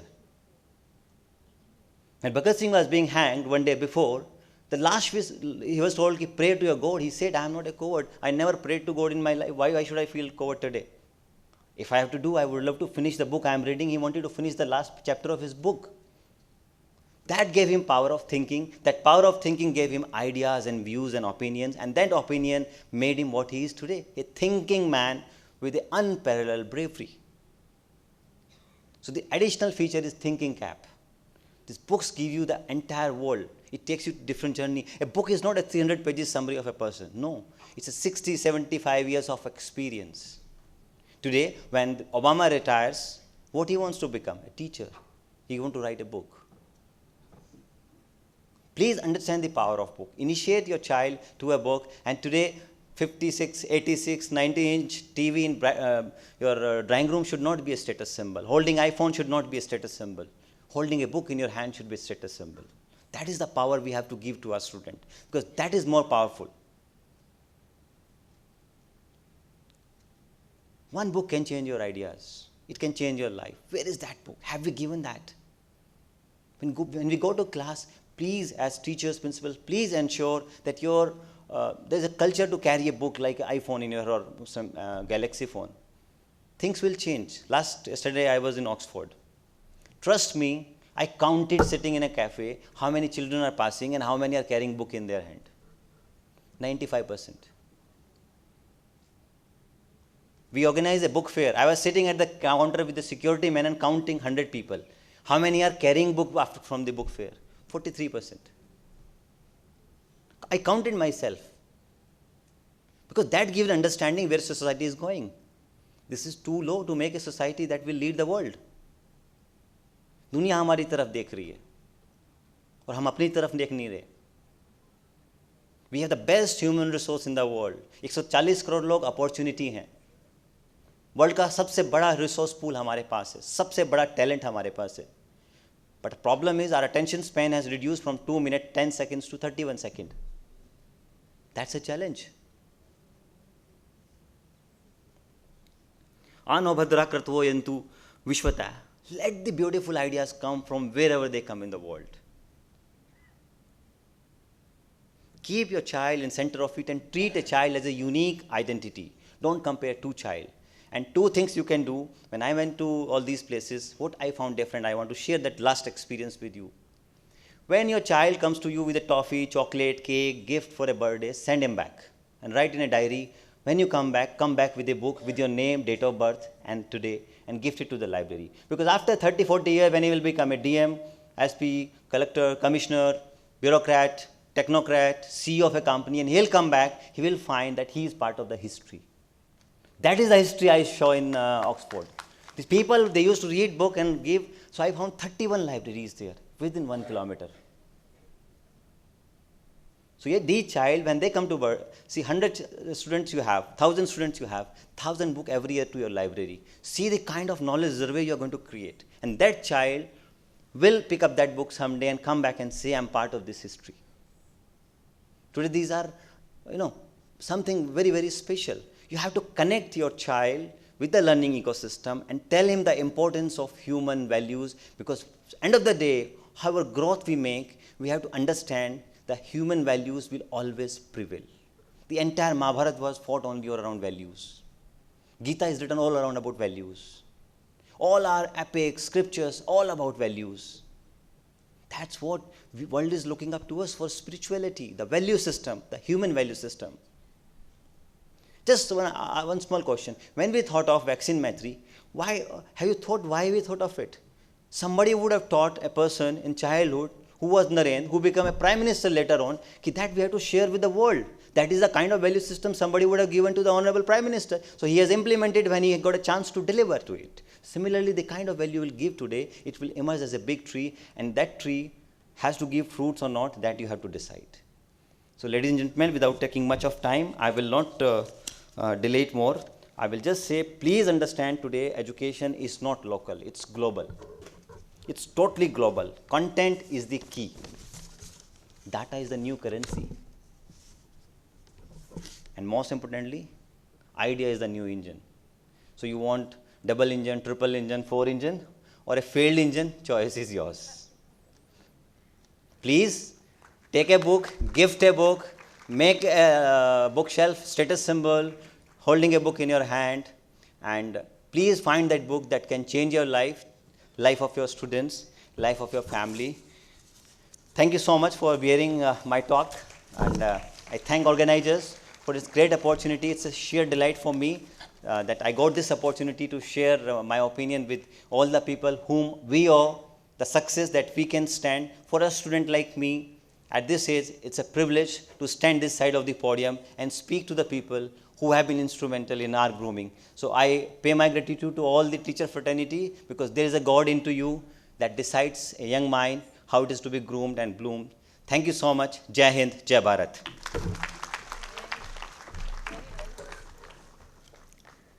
नियम में रहे निराधार भी, निर्माण भी और निर्माण भी. इसी को हमने आज साक्षी होके सुना है. The essential of a new narrative. Thank you so much, sir. We were to have Mr. Marco Teixeira, UNODC representative, Regional Office for South Asia, with us, but unfortunately, he had to travel on a personal emergency. However, he has connected with us through a video.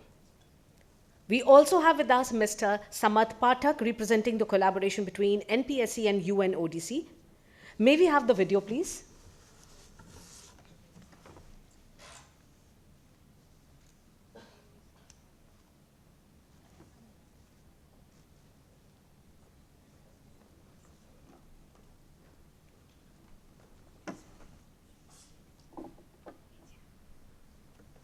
Distinguished policymakers, academics, teachers, and obviously leaders.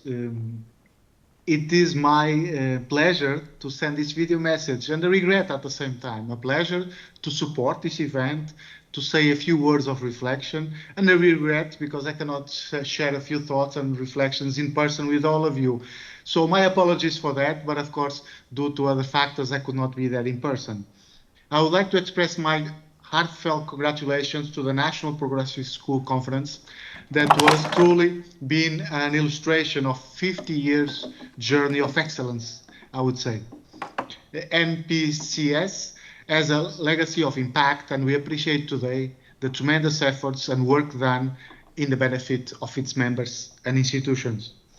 At United Nations Office on Drugs and Crime, we stand in support of your efforts and interventions that focus on reimagining education to build a better world by enabling and empowering young people.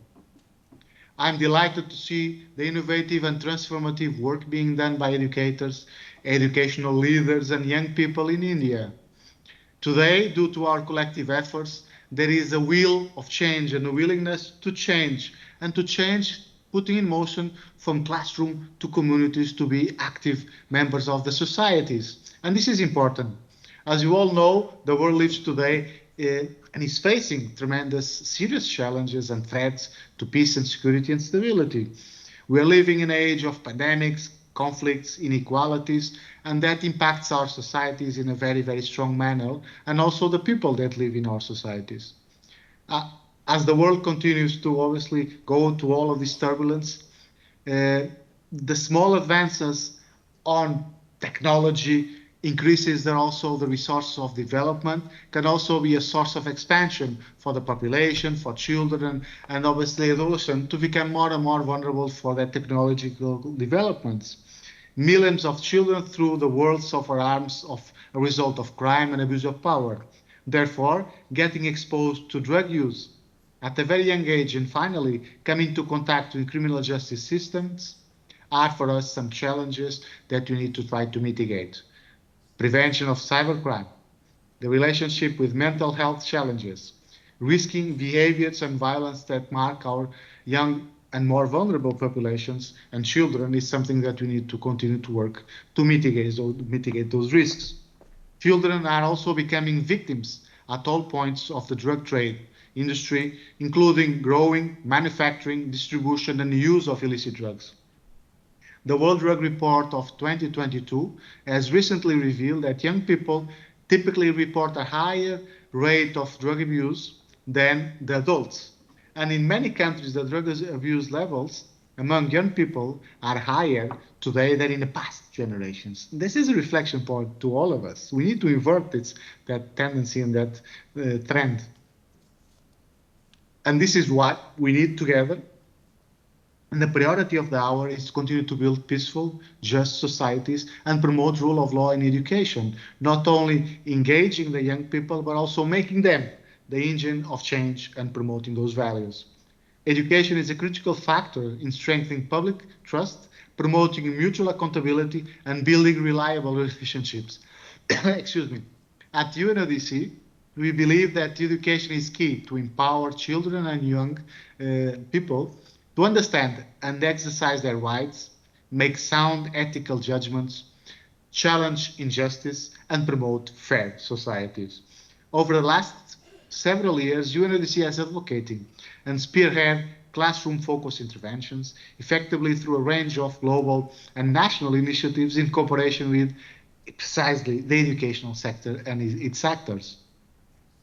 These efforts include high interactive classrooms dialogues, educational ads and support with campaigns, community-based learning, cartoons and games, storytelling, and obviously some resources on multimedia. We also developed and disseminate among educators and student-free use global peer review tools and resources to enable and support teachers on their teaching journey with their students in different contexts. And those handbooks also are useful to facilitate the teaching and obviously to discuss difficult topics with young children and young adults in a very, very professional way. An example of this direction has been the Lockdown Learner series in India, which some of you have been part. A big thank you to all of you. And through this intervention, we provided positive framework of action and mentorship to over 19,000 young people and educators across 16 states of India in response to COVID-19 pandemic.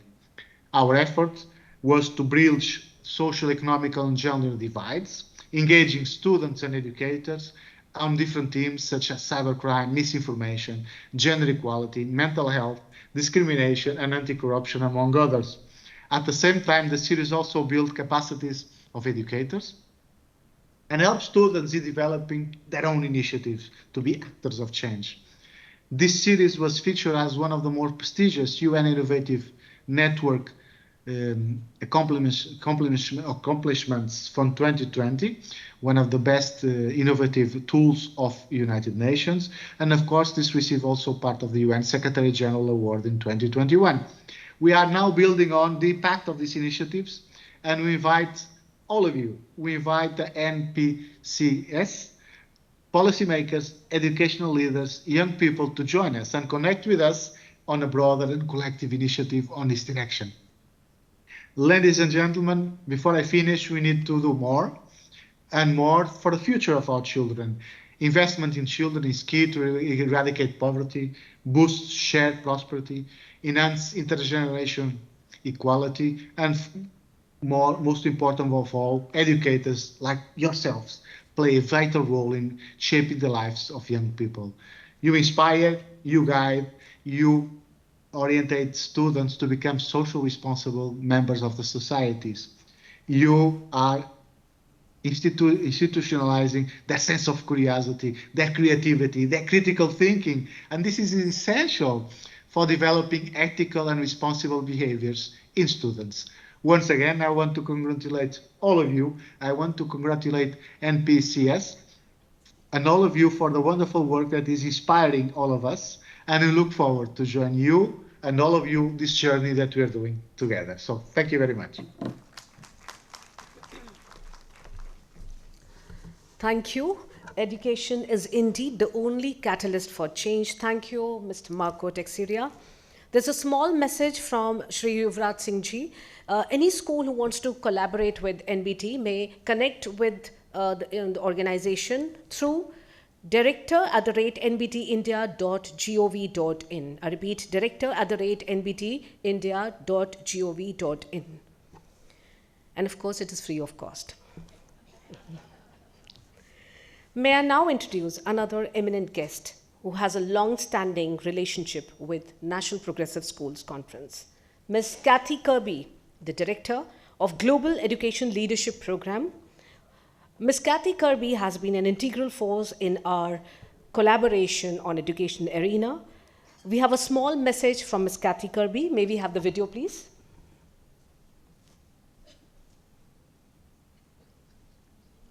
To all honoured delegates at the 50th National Progressive Schools Conference in India. My name's Kathy Kirby. I've been a proud partner of the National Progressive Schools Conference through my Australian organisation, the Asia Education Foundation at the University of Melbourne, and through a long collaboration with Indian education leaders through the Global Education Leaders Partnership. I'd like to extend my sincere congratulations to NPSC Chairperson, Dr. Sudha Acharya, and all the very many people who work so hard every year to make the NPSC conference the success that it always is. I'd like to make special mention of NPSC Honorary Life Member, Dr. Amita Malawatal, who first introduced me to NPSC's rich and challenging agenda, and who's been a beacon to me personally in education leadership, in diplomacy, and as a trusted friend. I'm really inspired to see the theme of this year's Golden Jubilee Conference, Designing Human-Centric Education for a Sustainable World. What more important work could our schools focus on at this point in the world's history than equipping our young people to build and nurture a sustainable world that meets our needs? I'm confident the conference will challenge you to think, how might my school provide the next generation of leaders with the agency, with the mindset and toolset to create a world that is kinder, more equitable, more human? The theme is important for students and schools, not just in India, of course. It's now the central focus of education around the world as we grapple globally with increasing conflict, growing environmental degradation, and the rise of technologies whose new, sophisticated intelligences challenge the very core of how we humans learn and work and live. I applaud the inspirational thinking of the NPSC Conference Committee to link your Golden Jubilee program with the theme of India's presidency of the G20, One Earth, One Family, One Future. This is a powerful message of how we all need to equip our young people with the capabilities to work together across the globe to shape the future we all want, and of the importance of educators in achieving that. The Golden Jubilee Conference is an impressive program, and I wish you all a rich and challenging learning journey that will support you in the important work you all do in your schools to prepare the leaders of tomorrow.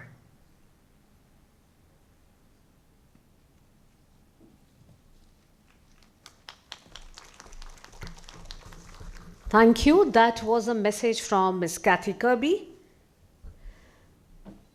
We have with us our guest of honor, Ms. Maureen Welch, former Director, Asia Education Foundation, Located at Asia Link at the University of Melbourne, the AEF equip educators and students with the intercultural knowledge, skills and global perspectives to navigate a shared future with Asia.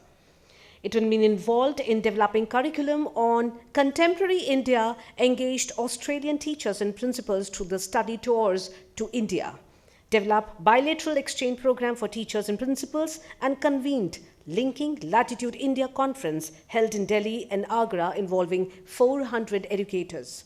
It's an independent consultant who supported the global education leaders, designed programs to establish collaborative relationship between leading principals in India and Australia. May we request Ms. Maureen Welsh to kindly address the gathering. Ladies and gentlemen, Ms. Maureen Welsh.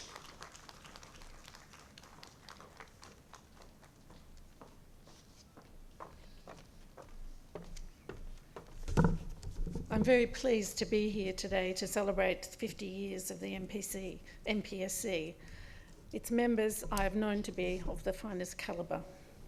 I'd like to echo my old colleague Kathy Kirby's thanks to Dr. Sudhna Acharya, Chairperson NPSC, and to congratulate her and all those involved in creating this rich and stimulating program.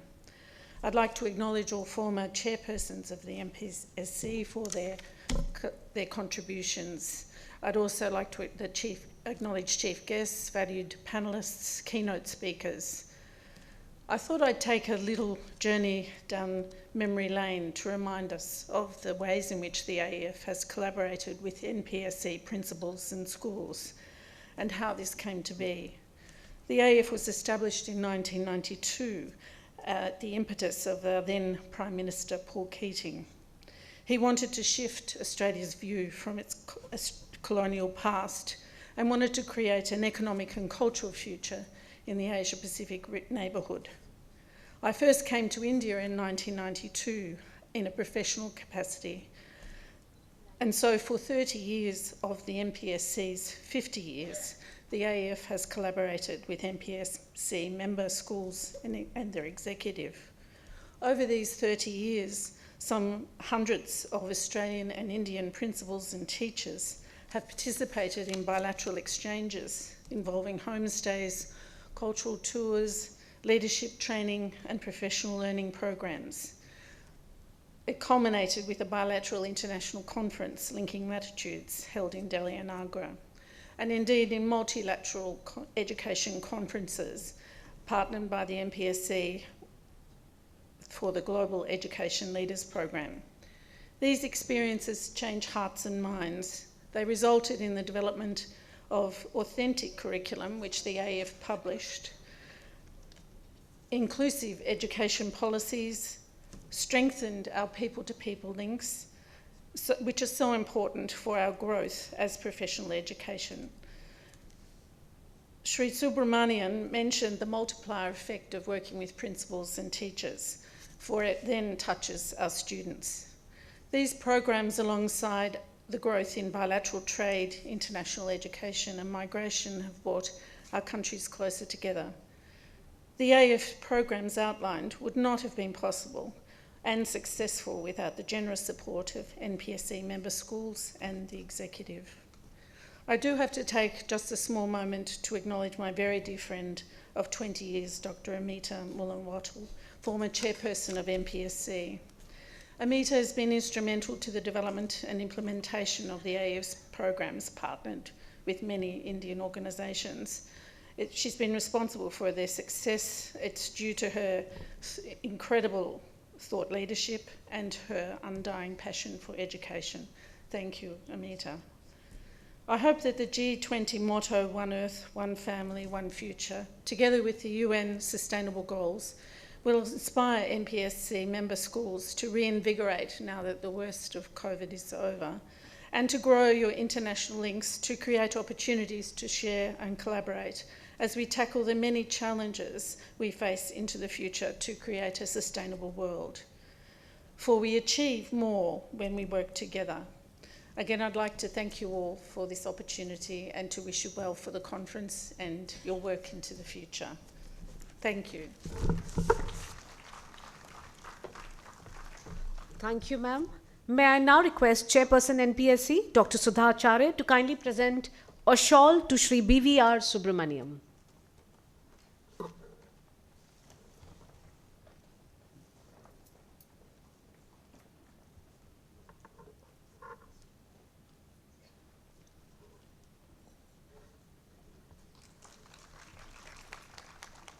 May I request Ms. Meenakshi Sahani, Vice Chairperson NPSC, to kindly present the souvenir to Shri BVR Subramaniam.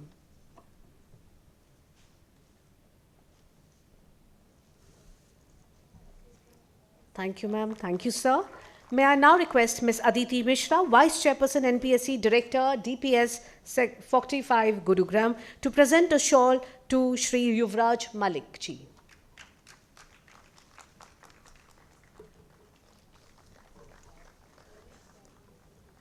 May I request Ms. Meenakshi Kushwaha to kindly present souvenir to Shri Yuvraj Malik ji.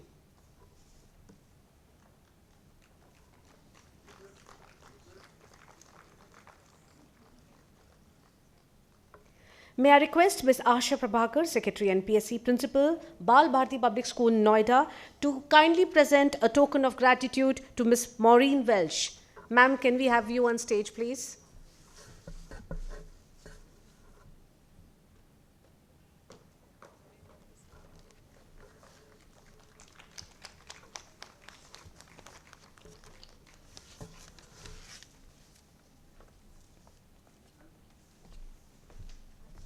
Thank you.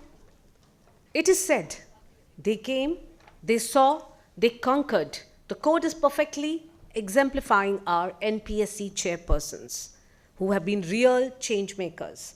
Ladies and gentlemen, 50 glorious years of surging curve, 50 glorious years of consistent innovation, 50 glorious years of bringing the winds of change.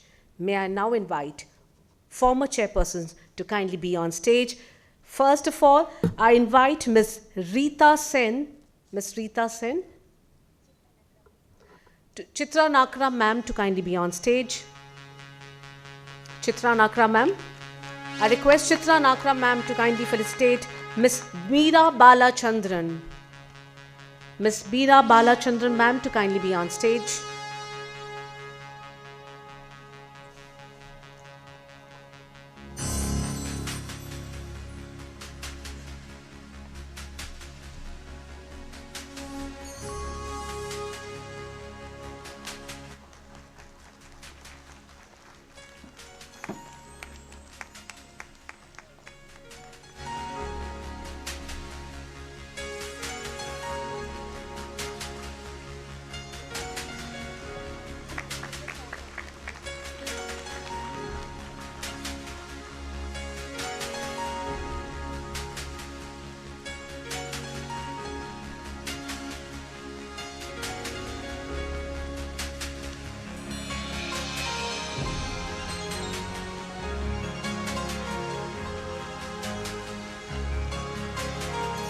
Ladies and gentlemen, this deserves a big round of applause.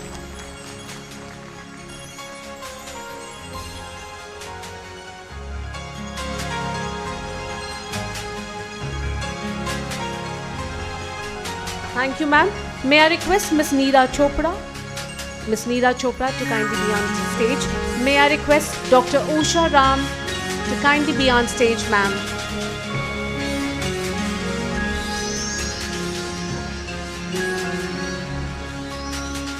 May I request Ms. Rupa Chakravarti to kindly be on stage.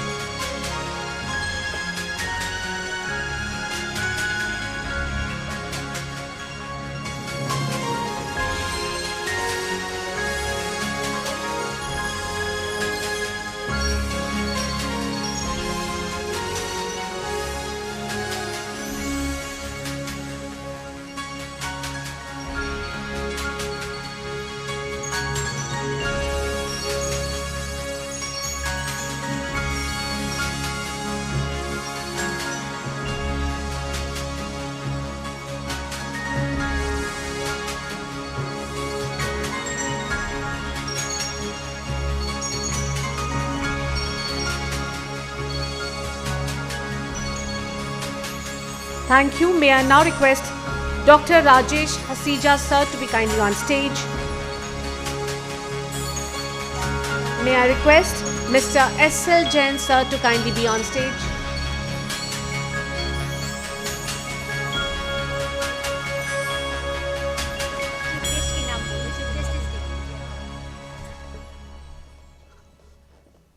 May I request Shri B.V.R. Subramaniam sir to kindly felicitate sir with the citation for Mr. S.L. Jain.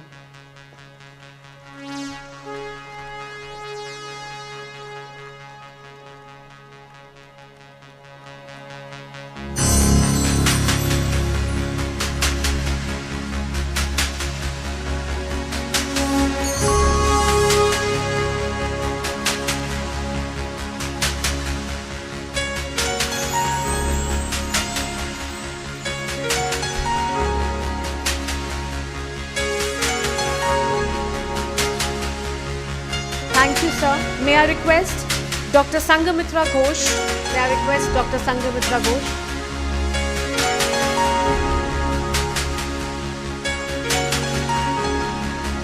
May I request Mr. L.V. Sehgal, sir, to kindly be on stage?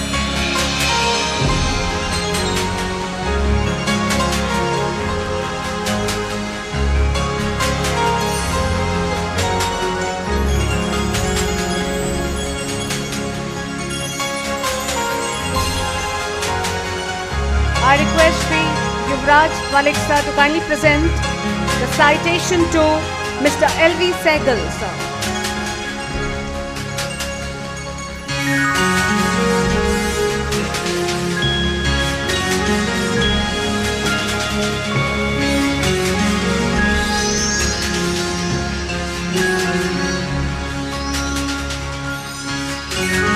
Thank you, sir.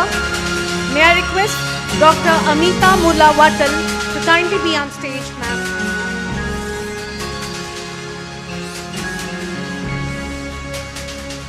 I request Shri B.V.R. Subramaniam sir to kindly present the citation to Dr. Amita Mulla Watal.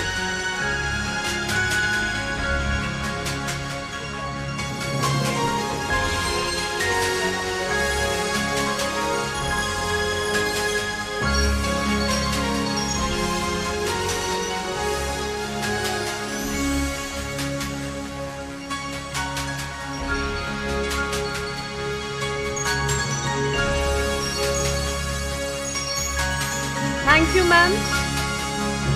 May I now request Dr. Ashok Pandey sir to kindly be on stage.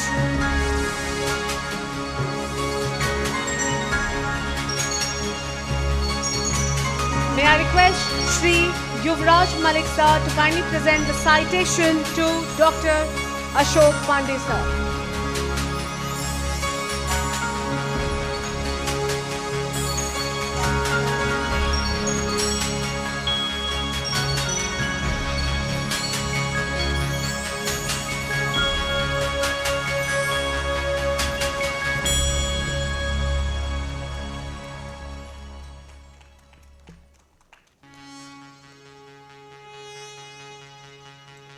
Thank you. May I request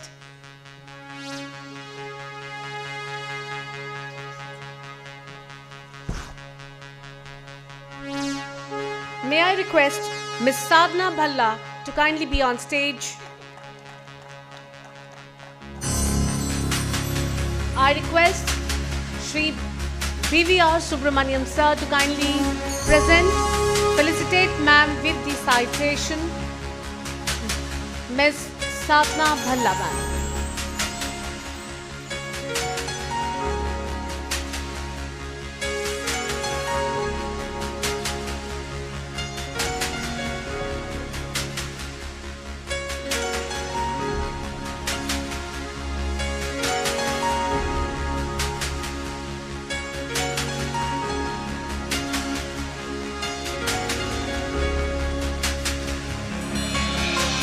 Thank you. May I now request Ms. Malini Narayan ma'am to be kindly on stage. I request Shri Yuvraj Malik sir to kindly felicitate ma'am with the citation. Miss Malini Narayanan.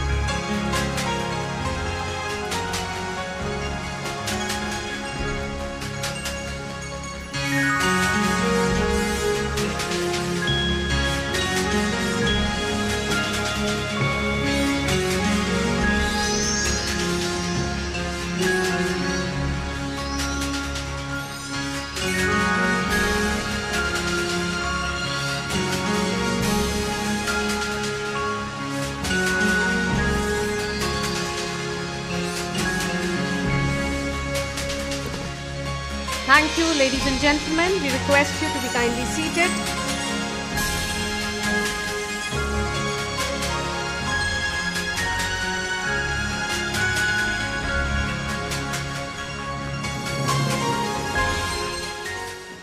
काम करो ऐसा कि पहचान बन जाए, हर कदम चलो ऐसा कि निशान छोड़ जाएं। ये क्या कि कदम उठाए और मिल गई मंजिल, बात तो तब है गर मिल जाए नदी तो समंदर ही बन जाए मंजिल। राष्ट्रीय शिक्षा नीति 2020 में सभी भाषाओं को स्थान देते हुए बहुभाषावाद पर जोर दिया गया है और यह स्पष्ट किया गया है कि भारत को वैश्विक महाशक्ति बनाने के लिए यह पहली सीढ़ी साबित होगा। और आज एनपीएससी की छत्रछाया में इन्हीं प्रगतिवादी विचारों को आगे बढ़ाने के अथक प्रयास किए जा रहे हैं। साल 2023 की NPSC publication unifying colours of expression इसका जीता जागता उदाहरण है। इसका अनावरण करने के लिए हम मंच पर आमंत्रित करते हैं माननीय एसएल जैन जी को, जो पूर्व चेयरपर्सन एनपीएससी और लाइफ मेंबर एनपीएससी हैं। महोदय, आपका स्वागत है। माननीय एलवी सहगल जी, पूर्व chairperson NPSC.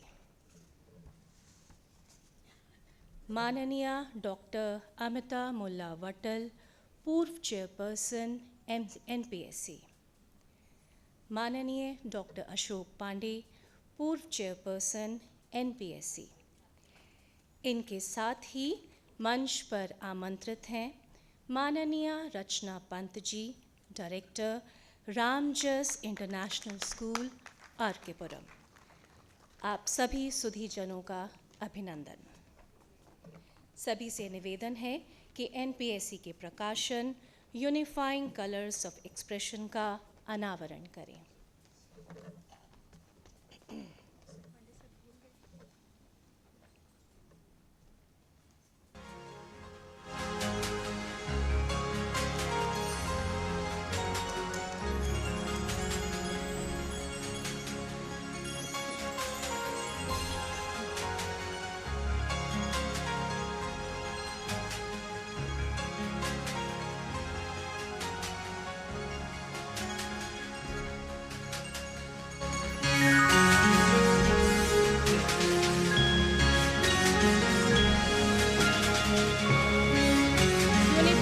Colours of expression आप सबके सामने है।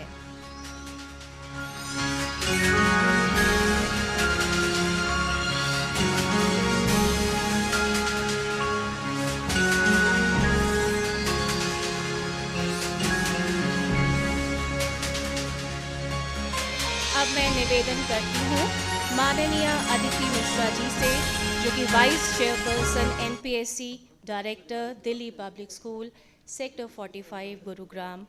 मैम, महोदया मंच पर आएं और वोट ऑफ थैंक्स दें।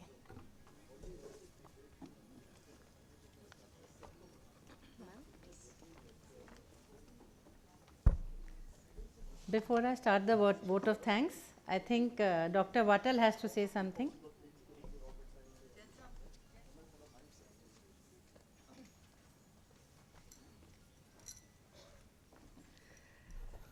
Aditi has sprung this surprise onto me. Namaskar. I think this is the time that we, in the Golden Jubilee, the golden moment, the golden year, let us felicitate the chairman of the NPSC, Dr. Sudha Acharya, for the absolutely fabulous work that she's done in so many aspects. Sudha, I cannot forget what a wonderful young principal you were, not that you're not young now, but, and I remember bringing you on the executive. Sudha, you have really shone like a star. Wonderful, thank you, and let's give a very, very big hand to Sudha Acharya, Dr. Sudha Acharya.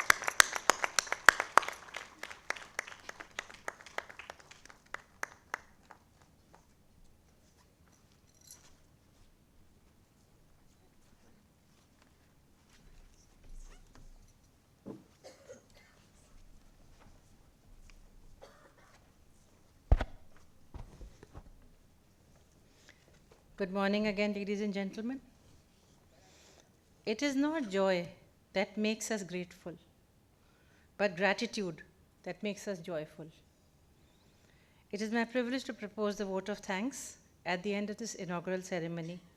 And thank you, Asha, for reminding us that this is the year of gratitude. I must begin by thanking the Almighty. We are meeting in the offline mode after 2020. Aren't we grateful for that? 2 years of online conference, I think this time meeting each other, greeting each other in person is so very special. I must thank our honored chief guest, Mr. B.V.R. Subramaniam, who I have had the pleasure of knowing for more than 50 years. And I think I'm calling him by this name for the first time in my life, and hopefully for the last. Thank you for sparing your time. I know it's a very busy time, you've just taken over, but the fact that you've taken time out is not just because of me, your classmate. It's because you care about education. It's because you want to reach out to educators, because it is the educators that are building the tomorrow for our country. The projections you speak of fill us with new hope and a fresh enthusiasm. And that's what all of us educators have in abundance anyway. A special thanks goes to Director NBT, Mr. Yuvraj Malik. I think the line that has stayed with us is Shikshak ke garb mein pralay bhi hai aur nirman bhi. Your anecdotes have reminded us of the inspiring role of educators and how we can and we will shape a better India. I have a suggestion, which is not part of my vote of thanks. I think bits of their speeches, both the speeches, must be made public, because I think more and more teachers need to hear this. I think, Sudha, I'll take it upon myself to do this. Gratitude to Mr. Marco Texera, Rep. UNODC, and Ms. Kathy Kirby for their video messages. Mr. Texera's reminder to educators, all of us, to mitigate the various concerns faced by society is very timely. I think we all agree that the concerns in schools are the same across the globe.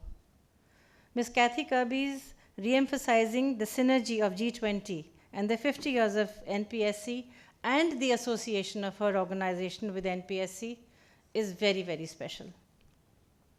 Special thank you to Ms. Maureen Welch, who has taken time off to spend time with us today. Your association with NPSC through Ms. Vatal over the decades has been a very special bond. And yes, for education to be global, truly global, and to create global citizens, we need to work together. Thank you very much, ma'am. A salute to our stalwarts, our past chairpersons who are sitting in the first row, who continue to inspire and lead the way. Thank you, dear ma'ams and sirs, for always being there to guide and support. You all have literally been just a call away. Thank you to the students and teachers of DPS Sector 45 for the graceful dance performance. I hope you all enjoyed it. A huge thanks goes out to the teachers who have contributed to our book of poems in various vernacular languages, weaving beautiful colors of unification. Thank you, Mr. Jain sir, Mr. L.V. Sehgal, Dr. Vatal, Dr. Ashok Pandey, and Ms. Rachna Pant for releasing this, which is going to find pride of place in our libraries, in our offices. Gratitude to all the attendees today, members, former members, non-members, invitees. Your presence is a source of encouragement to NPSC. Last but not the least, A thank you to the executive body of NPSC, led by the chairperson, Dr. Sudha Acharya, whose tireless work over the past many weeks has made this conference possible. Dr. Acharya's welcome and Asha's annual report, I think, has set the tone for the conference. I've just been reminded that I need to thank the printer, Ashish Agarwal. I wonder if he's here. Sorry, Manish. I'm so sorry. I always end up saying his name. Manish from Rising Sun and Pitambar, who have printed this in just 2 days, Sudha says. That's a poor reflection on us, actually, if we gave him only 2 days. Last but not the least, a thank you to all the invisible ladies and gentlemen who are backstage. Thank you very much for being here. Jai Hind.